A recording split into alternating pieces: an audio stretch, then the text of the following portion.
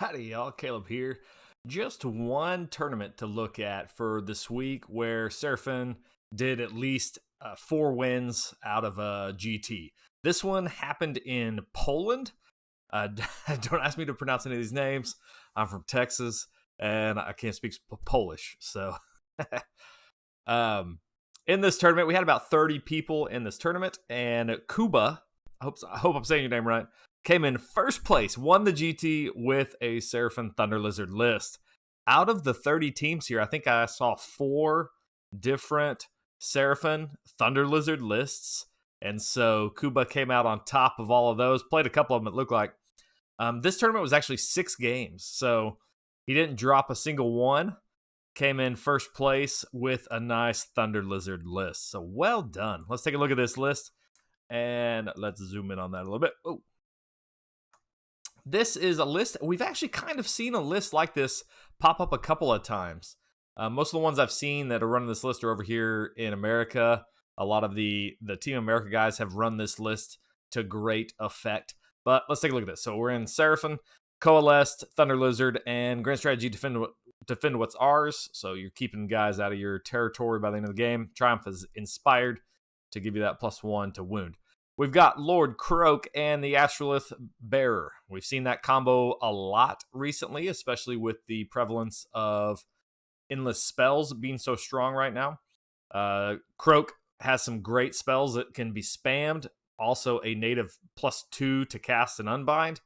And the Astrolith gives him another +1 to his cast. And then you can do Sacred Asterisms for another +1. So Kroak is a very powerful caster.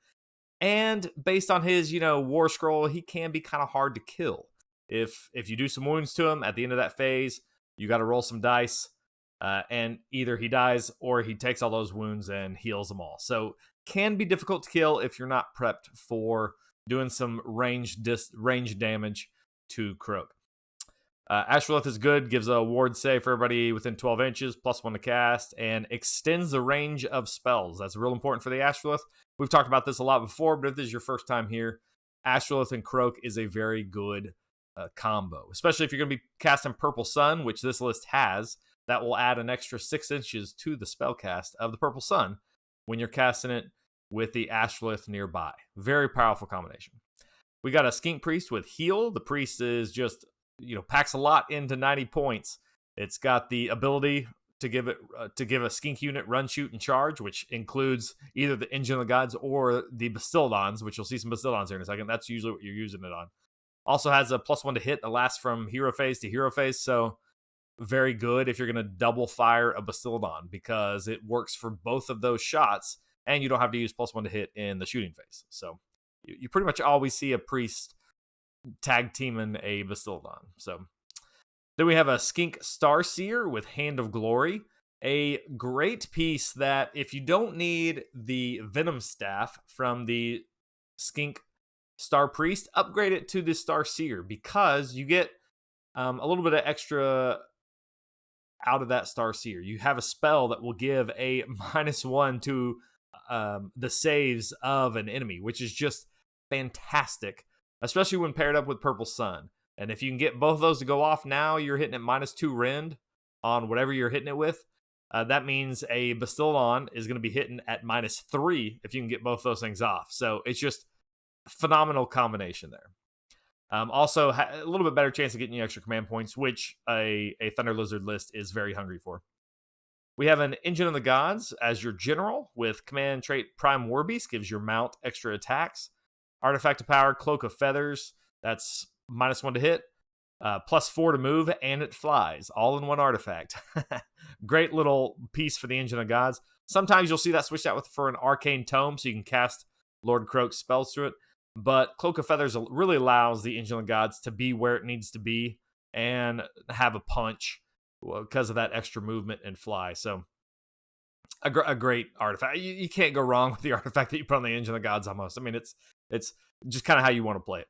Mount traits Beastmaster to give you extra attacks or run, shoot, and charge once per game. But generally, you're going to use that for the extra attacks unless you just really need to get it somewhere. Prayers Curse, fantastic prayer. Gives hits of 6 are mortal wound onto a target. Once you, I usually play that defensively. You set that up, and then you curse something, and then you send everything into it. This list doesn't really have a whole lot of a high number of attacks, but if you can get a couple of these skink units onto a target, I mean, you know, you're going to have 20 shots. That's not bad. But Curse probably isn't doing it quite as much in this list as you might see in some other lists, because you'll see here in a second, these Bastiladons are already doing mortal wounds. For our battle line, we have some Source Guard that will protect Kroak, take some wounds off of him. 2 MSU units of Skinks. That's just your battle line.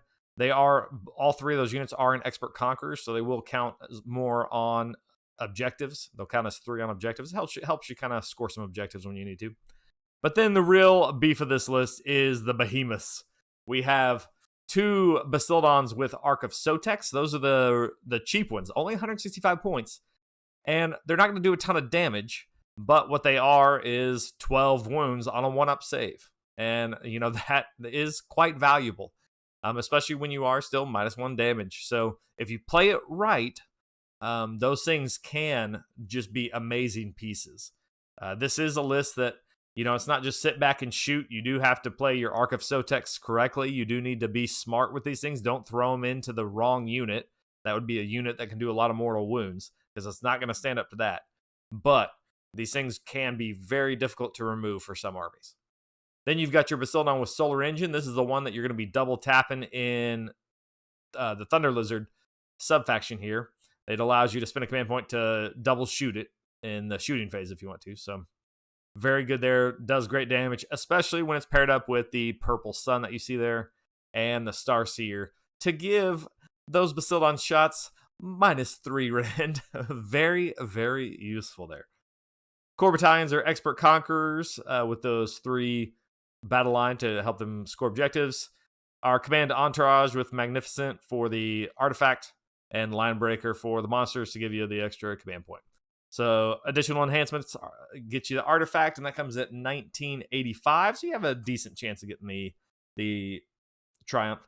105 wounds and 11 drops. So very good list here for Kuba and the Polish GT. We've seen this list kind of pop up once or twice before, and you know, Arc of Sotek. I think in my tier list video I said it was trash. Obviously, you guys have proven me wrong, and that you can win a GT with the Snakes Bastiladon if you're playing it right and you're playing it as good as Kuba here. All right, guys. Good stuff. We'll see you next time.